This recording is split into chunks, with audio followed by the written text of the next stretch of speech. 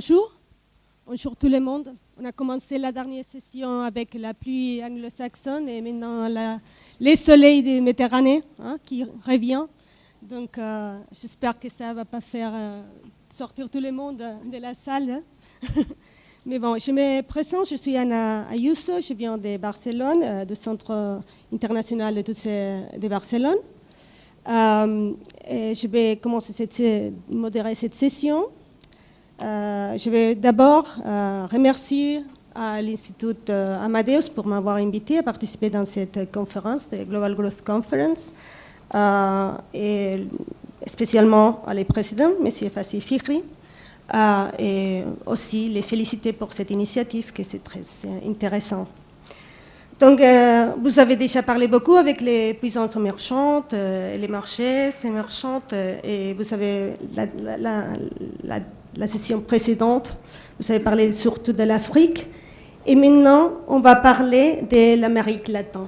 On va parler de l'Amérique latine, qui est aussi une région émergente, une région qui a été considérée pendant beaucoup d'années de la classe moyenne de la société internationale, et qui maintenant, dans les dernières 10 années, a réussi à maintenir une période de stabilité, de croissance, mais aussi d'amélioration des indicateurs sociaux, que c'est très important. C'est une chose qui n'avait pas passé pendant les dernières 20 années, et qui maintenant c'est un des faits plus remarquables. Donc nous avons ici 4 participants qui viennent de différents pays de l'Amérique latine et des institutions, et qui vont nous aider à analyser les changements dans la région, les réalisations qui ont tenu lieu, et les défis qui demeurent pour le futur, aussi les risques et les obstacles qui peut-être vont confronter. Moi, je vais les présenter. On a d'abord M. Fabian ECHEGARAY, il est directeur général de MarketAnalysis du Brésil. On a aussi M. Juan Mauricio Ramirez, qui est le SubDirecteur de FeDesarrollo de Colombia. Et finalement, j'ai ici à mon côté mon compatriote aussi, Joaquin, qui est coordinateur régional des programmes instruments d'intégration et commerce, dans la Banque interaméricaine de développement.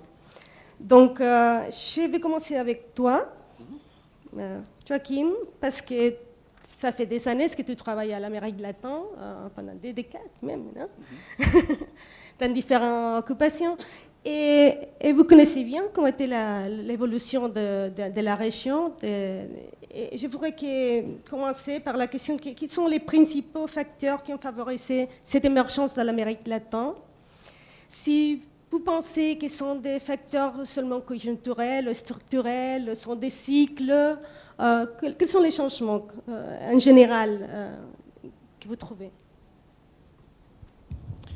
Well, thank you, Anna. I'm going to speak in English. My French is not up to the occasion. I want to start thanking the Foundation Amadeus and his president for this outstanding platform. I came all the way from Washington, D.C. because our bank thought it was worth it, not just to tell you what has happened in our region, but also to exchange and mainly learn from views here in the Maghreb and Morocco in particular. I'd like to start with like an introductory remark, and then perhaps we can focus on the changes that have taken place in the last decade, which some of them can be inspiring for Maghreb and also other parts of the world. First of all, I think it is important to emphasize that we tend to talk about Latin America and the Caribbean as one region because it's in a particular part of the world. But Latin America and the Caribbean is very diverse. It's diverse in terms of country sizes, a couple of countries are landlocked, other are vulnerable island countries, like in the Caribbean. Others are very well endowed with natural resources. Others have well-functioning institutions. For instance, it may surprise you that a particular country, Chile, for example, fares much better in corruption, in less corruption rankings than many European countries. So it is a highly diverse region, and it is important that we stress that. And if we look at the story of the last 10 years, you'll see that we could probably divide the region in a couple of groupings. One that is very well endowed with natural resources, mainly minerals, and suitable also for agriculture, which is South America, countries like Brazil, Argentina, Colombia, Uruguay, and so on.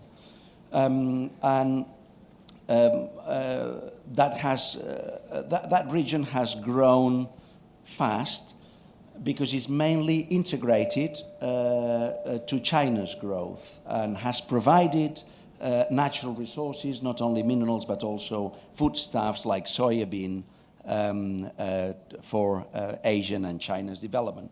And second, we could call it the second cluster of countries around Mexico, Central America, and the Caribbean, where manufactures are more important, and migrant remittances constitute a very important source of national income, and its growth has been more subdued.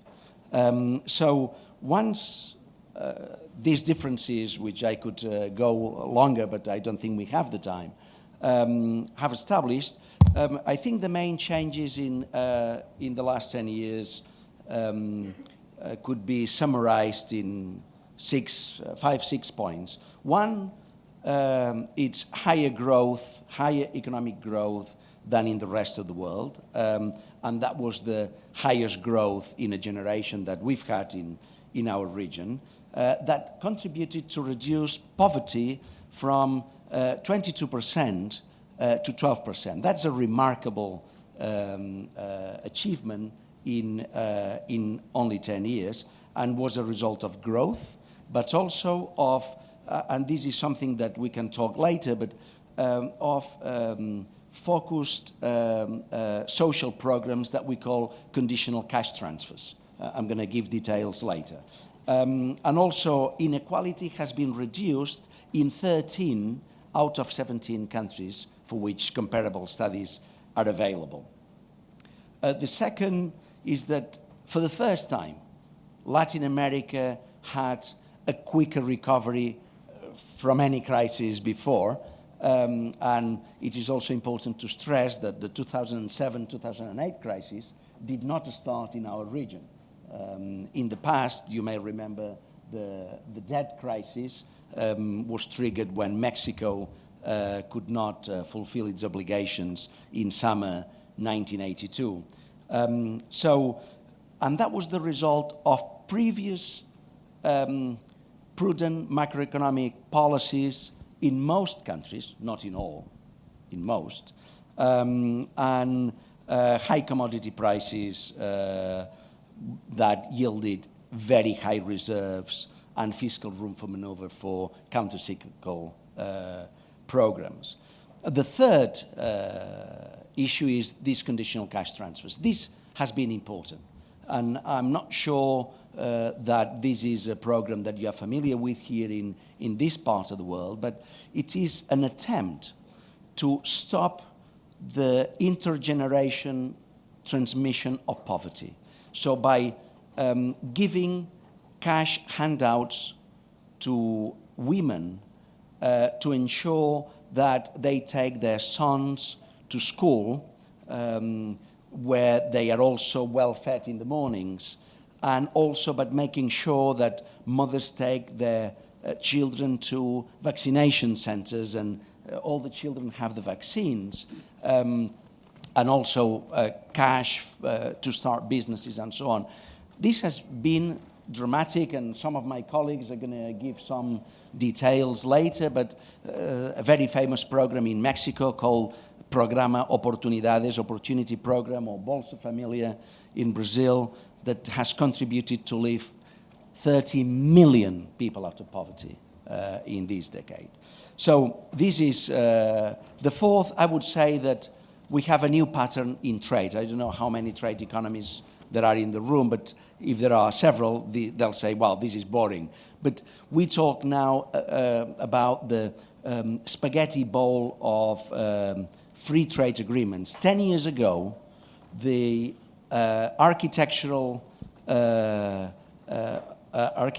scheme of trade agreements was north-south. So it was Latin American countries with free trade agreements with the European Union, with the US, or Canada, or even some with Japan.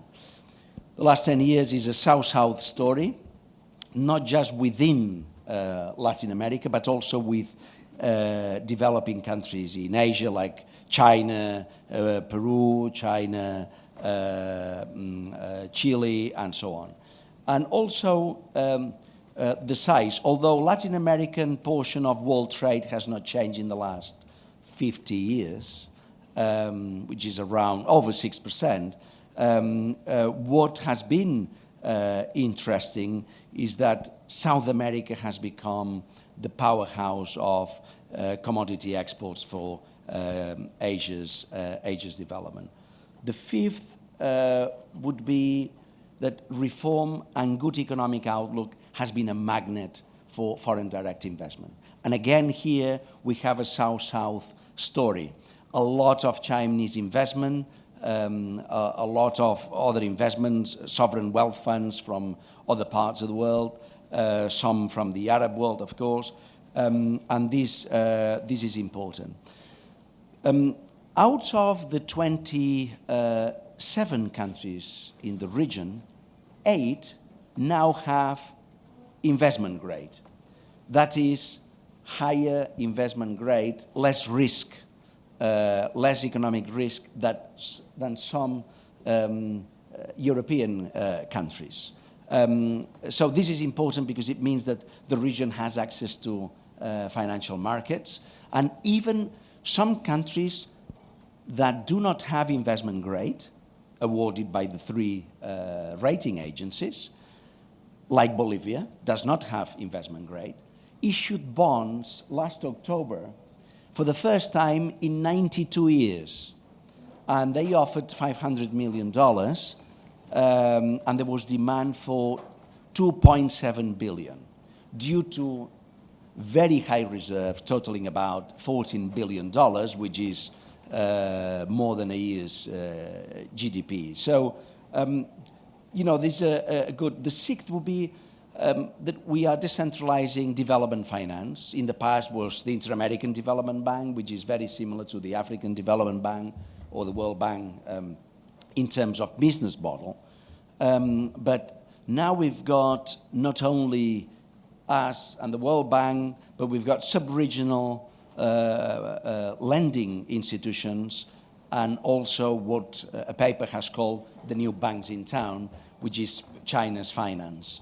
In 2010, China's lending to Latin America totaled 37 billion, and the year before, in 2009, 18 billion. So that's not the same kind of lending that we do. We do different lending. We've got very rigorous social and environmental standards. And I would say that finally, and I'm going to talk about this in depth this afternoon, new wins in the integration front. We are going from state-led integration models to a more private-led, a more pragmatic kind of integration model, which is not the European Union top-down, nor it is the East Asia, Southeast Asia, bottom-up, business-oriented international value chain. So these are the 7 changes that I think characterize our region for the years to come. Thank you. And now, Mr. ECHEGARAY, Brésil c'est maintenant peut-être une des histoires de succès plus grandes. Il a passé à être les pays non pas de l'avenir, mais les pays de présent. Et Brésil est maintenant, c'est peut-être un laboratoire de tout ce qu'a expliqué M. Tres. Mais ça a changé. Qu'est-ce qui s'est changé dans le Brésil? C'est seulement un changement de croisement, mais il y a aussi des changements culturels, des changements structurels, des changements sociaux, des changements même dans les pays qui étaient un pays très inéquitable, qui a réussi à changer un peu tout ça. Et je voudrais que vous m'expliquiez comment c'est que la population ou les autorités ont vécu ces changements, qui sont peut-être les problèmes ou les stress, les situations de stress dans les pays qui font avoir des concerns sur l'avenir. Hein? Thank you, Anna. Good morning, everyone, or actually good afternoon already. I would like also to thank the Institut Amadeus for the invitation and for the very stimulating debate that they were able to put together. And yeah, I think that there are several facets of consequences of these past 10 years or 12 years of sustained growth. And some of them that can be projected to other scenarios that may go through a very similar situation. Brazil was considered a starlight during this past decade. Over the past 2 years, growth has decelerated despite several counter-cyclical policies put forth by the government. But it still is not affecting these remarkable progresses that Joaquin summarized, such as reduction of poverty, of inequality, and the multiplication of opportunities for new business. And I recall yesterday that not only the emphasis on economic growth, but also how you integrate society, how you distribute benefits beyond what government aid can do, but in terms of promoting entrepreneurism and other opportunities, both economic and social entrepreneurship, as a way to reinsert youth and other sectors, critical sectors in society. And if I have to summarize what has been the effect of this decade of progress, I probably will have to pinpoint five major themes. One perhaps is the most popular because it's not exclusive of Brazil and not even exclusive from Latin America, but has been a lot of talk about the emerging new middle classes all over the world, all over emerging countries. And for Brazil, which is a country of 200 million, the experience of having now 53 million considered middle classes, which meant that 42 million jumped from the lower segments or lower middle classes to what is now considered actual middle classes, has been an achievement of its own. And this took place again in a very short period of time. So it was about 35% population in 2003. What was considered middle classes now is 53% of population. And this, of course, represents many opportunities for new business and a new dynamism for the economy altogether.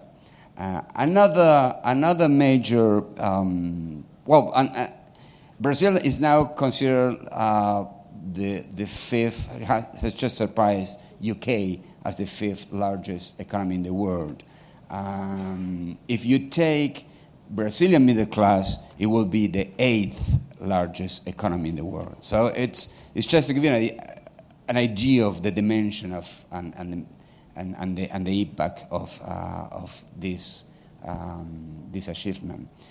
Another major factor that comes with growth, with prosperity, is that people, on one side, starts getting smaller families, and that brings a new whole game in terms of what family means, the implications of the demographic bonus that some countries are going through, but that has a deadline, and for most people in working on population trends, that deadline is year 2030, where this demographic bonus that is something that Brazil is having, but other countries in Latin America and Southeast Asia are also enjoying, will stop 15 years from now.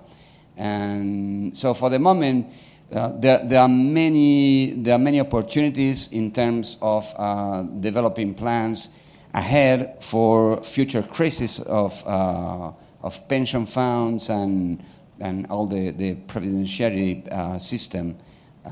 But also there's, in addition to this phenomenon of people getting older and less people being less of the part of the population being younger than 15 years old. You have a second dimension, which is that the size of family is shrinking, and the composition of family is changing entirely. About 10 years ago, you still have half the families following the traditional nuclear type. Mother, father, 2 kids. Brazil had a fertility rate of 2.8, so those 2 kids, that family of 2 kids was mostly urban, not so much rural. Rural was still nearly 4 kids per mom. Now it has gone under 2 kids. It's a 1.86. So that means that the traditional family is no longer, the majoritarian type of family. Single households are now responsible for nearly 15% of the population, and that has represented a whole market opportunity for products targeting those that live alone and require a different size of portions of food, of beverages, that are interested in different services. The wellness and fitness market has been tremendously pushed by this change, for example, of single resident households, and this has also impacted the way that families perceive. Childless couples are now also getting close to 15%, and families that live with children from previous marriages is getting close to 30%. So this is, this secularization of the family, of course, represents some tensions within society and for some institutions in particular, but also represents a whole opportunity for entrepreneurs and for business opportunities, particularly for the young people. And I stress this because I sensed that yesterday was quite a concern what to do in the Maghreb with young people with high educational skills, but that is for which you don't have enough opportunities provided by government or by big corporate players. And in Brazil is, for example, a good case of startups and other business in a macro scale or a small scale that had been started very successfully by young people, because they have seen these opportunities that are an implication of the demographic changes. The role of women has also suffered a watershed in Brazil. Now women are a majority of those enrolled in university. It is expected that from 40 million that were economically active in the 90s, we will have 60 million women in 2015 as part of the economic active population. So that represents a major force driving the labor market and the business market as well. And and you can also see how women are getting a better position in the corporate world and in the political world. So you start seeing a lot of representatives in Congress, in the state Congress and the National Congress. There are women, the same in terms of CEOs, something that you hardly see 20 years ago, 15, 20 years ago. And probably a last consequence of this progress or this growth is in terms of what Brazilians and Latin Americans give a priority to in terms of values. Every ranking on happiness usually portrayed Latin American on top. Like out of the 25 most happiest societies in the world, 17 are Latin American, survey after survey every year. And that will convey one idea of what Latin American mindset could be. But at the same time, you find surveys that portray Latin American as one of the most concerned, stressed, and people in the world. That they recognize levels of insatisfaction or at least concern that rival those that you see in Eastern Europe, that perhaps are like an example of people that express their concerns about life. And there are some consequences in terms of the push for self-indulgence that is also moving an entire economy and representing a lot of opportunities for business. There's a booming market for travel and entertainment. There's a booming market for wellness and better lifestyles. There's also a booming market for cosmetics. So there's always like two phases, and you can always point to the opportunity side of this growth that actually affects individuals. Humans actually affects society. So, of course, there are many other trends that we can summarize. As a market researcher, I thought that it would be more interesting for the audience to pinpoint out those 5 trends.